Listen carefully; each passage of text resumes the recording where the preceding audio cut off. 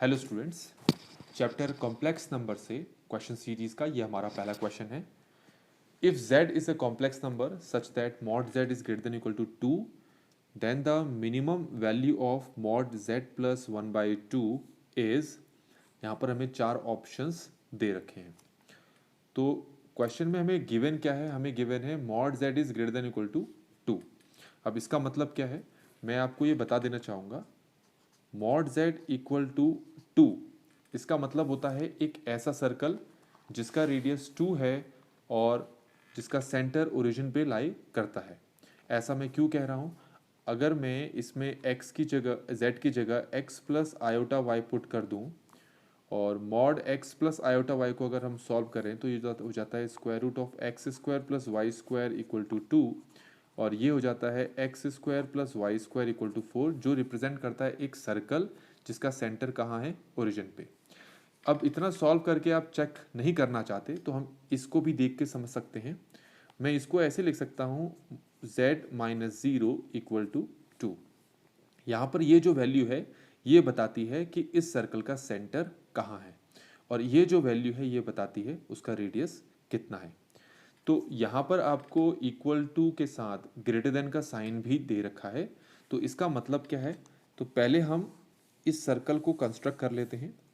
ये हमारे पास x axis है, ये वाई एक्सिस है, और ये मैंने वो सर्कल बना लिया जिसका रेडियस 2 है।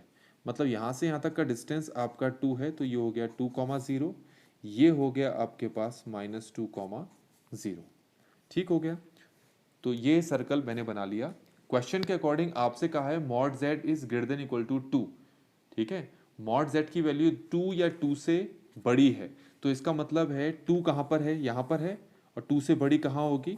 बाहर की तरफ। ठीक है, बाहर की तरफ होगी। इसका मतलब ये चीज सर्कल के एक्सटीरियर रीजन के बारे में बात कर रहा है।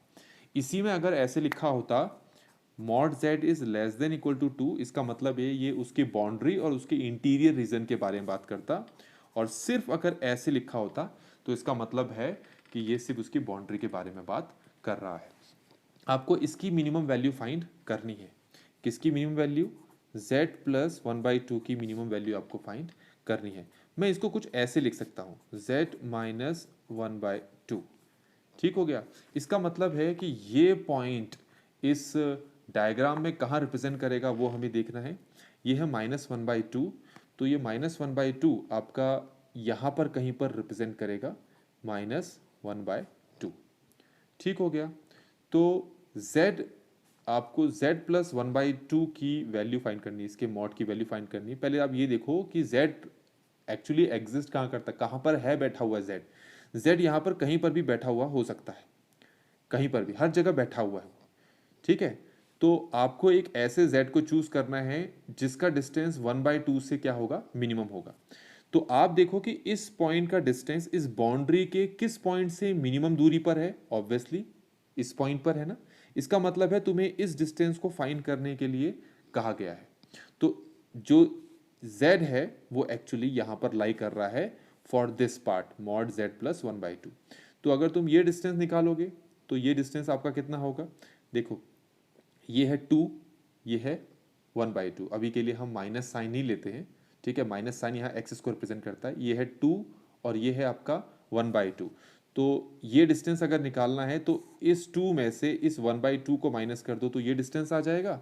तो हम कहेंगे minimum value of mod z plus 1/2 is, क्या होगा आपका? 2 माइनस 1/2। इसको सॉल्व कर लो तो कितना आ गया? 3/2।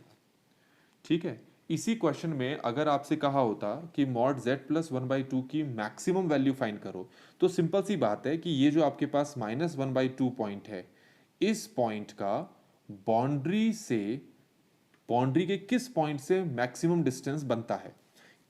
तो आपको पता है ये जो डिस्टेंस है, this distance is the maximum.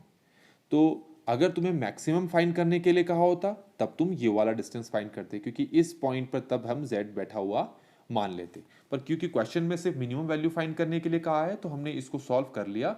हमारा आंसर यहाँ 3/2 आ गया।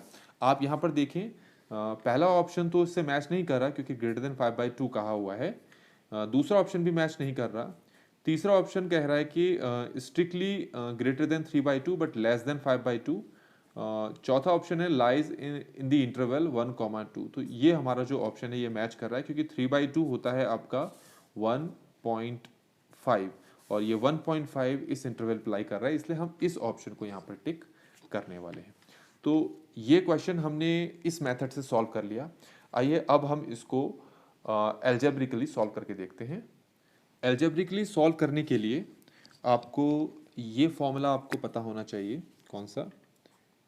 z1 minus z2 is less than equal to z1 plus z2 is less than equal to z1 plus z2। यहाँ पर ये mod z1 minus mod z2 का mod, ये आपको inequalities पता होनी चाहिए। जब आप ये मैक्सिमम और मिनिमम वाले टाइप्स के क्वेश्चंस करते हैं तो ये आपको पता होना चाहिए। ठीक हो गया। अब हमें इसकी मिनिमम वैल्यू फाइंड करनी है ना, तो मिनिमम के लिए हम ये लेते हैं और अगर मैक्सिमम फाइंड करनी होती है तो ये लेते हैं। तो हमारे पास ये लिखा हुआ है मॉड z प्लस 1/2। ठीक हो गया। हमें मिनिमम वैल्यू फाइंड करनी है, तो हम ये कह सकते हैं this one is greater than equal to mod z minus 1/2 का मॉड। ठीक है, मैंने ये वाला लिया है, देख लो जरा ढंग से। हमारे पास ये दे रखा था तो मैंने इन दोनों कंडीशंस को यहाँ पर लिया हुआ है। इसको मैं ऐसे ही लिखता हूँ 1/2 is greater than equal to, अब ये लिखा है मॉड z। ठीक हो गया, ये इससे तो ग्रेटर है। अब हमारे पास मॉड z की जो है वो मिनिमम वैल्यू गिवन है, तो अगर मैं यहाँ पर मॉड z की मिनिमम वैल्यू पुट करता हूँ जो कि 2 होता है, और मॉड 1/2 भी तो 1/2 होता है, और इसको सॉल्व करता हूँ तो हमारे पास ये आंसर कितना आता है 3/2। तो मॉड z प्लस 1/2 की मिनिमम वैल्यू यहाँ पर कितनी आ रही है 3/2, जो कि हमारा क्या है आंसर है। तो इस तरीके से बच्चों हमने इस क्वेश्चन को यहाँ कर लिया है।